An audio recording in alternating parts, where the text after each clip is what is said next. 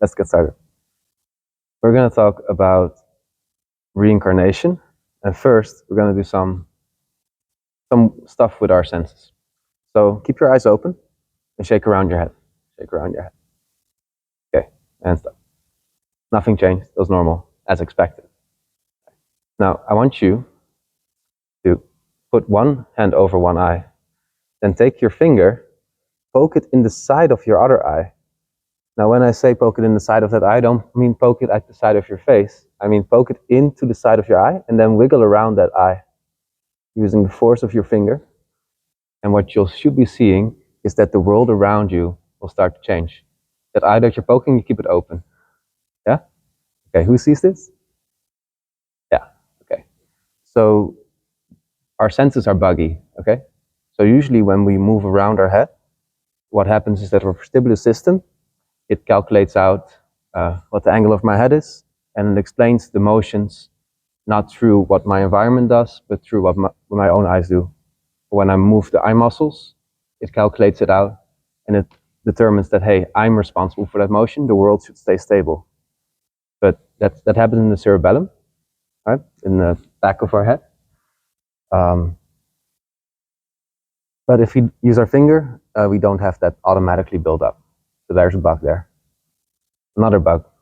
It's called the cone stem effect, where we take our hands, press them together hard and long and hard, and press, keep pressing. You have to keep pressing for this to work because we're going to tire out our fascia. It's going to be desensitized. We're going to create an after effect here. 9, 8, 7, press harder, 6, 5, 4, 3, 2, 1. Bring the hands slightly apart, and you might notice that on their own, they're going to slide towards and away from each other. Right? You got to be a little bit sensitive for it. Who felt it? Okay. So because like really what you want to do is you use a table or a desk and you go under it like that, try to lift it up, and then do that for a minute, and just lay your hands down on top of it and your hands will fly up. Yeah. So that you can try that at your own leisure. That's another bug. So science currently doesn't have a good explanation for it, but this actually is a scientific explanation. This is just your fascia, which the way your motor system works is not all brain stuff, it's a lot of spinal stuff, and that fascia is in direct connection there. So usually the way you control your motions is actually fooling yourself into thinking that you're moving, that your body is doing something different, and then your reflexes will adjust it. Okay. So my point is our senses can be fooled. Yeah.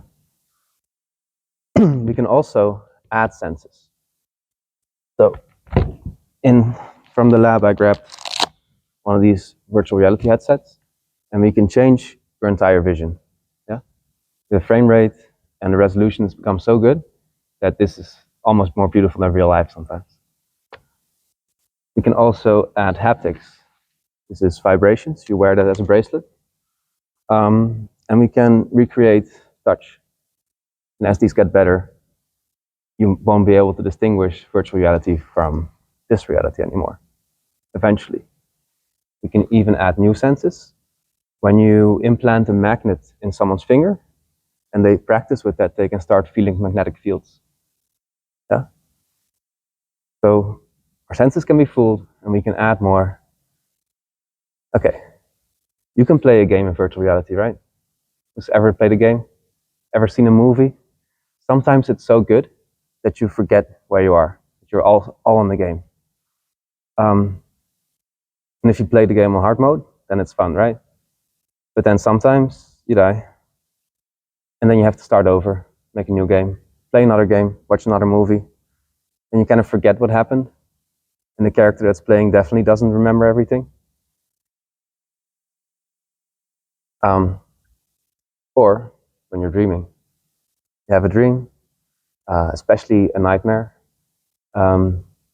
Especially the horror and the scary stuff, the things you find important, they keep your mind attached to the dream. And you forget that you actually are not that person in the dream, or the stuff that's around you cannot really be happening. And your senses actually don't have to be that accurate. for you to believe it because you keep being distracted. And then you wake up, you forget all about it. Next night you go to sleep, and the dream you had before barely relates to the dream after. At least the connection is not apparent to the one that's dreaming. So, what if this space is just like that? You wouldn't know, right? Or unless you meditate, then you find out. In that yogic philosophy, all these senses we have, those that can be fooled and we can just add on, like with just the limited science we have right now,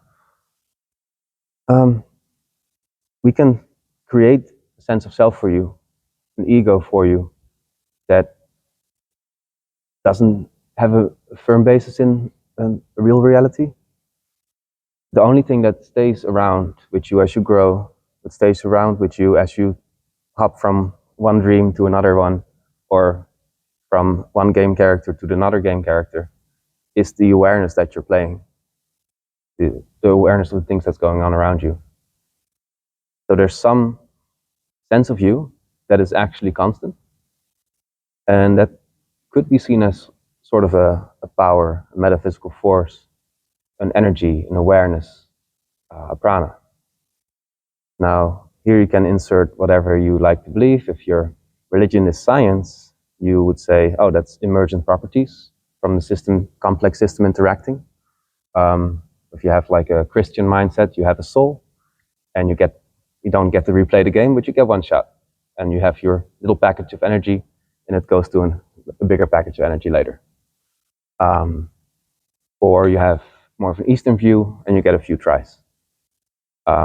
Or you have more of a, there's many schools in Hinduism and Buddhism that take this idea differently. Like, hey, yeah, there might be a package of energy, but just like atoms, those will just disintegrate into parts again.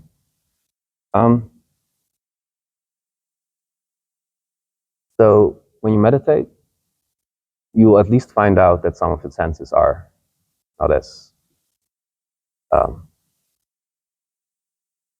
you meditate, you'll find out more stuff. And that's part of the practice. I hope that wasn't too weird. Or, okay, I can make it weird. Let's say you have this belief that there are energy packages, right, that are not attached to particular sensations or particular egos you've built up. But those sensation packages are affected by other energy bodies, big bodies, like celestial bodies, like planets. And the position of those planets determines how they interact, how they flow, where they end up on the planet at a certain time. And then you get astrology. But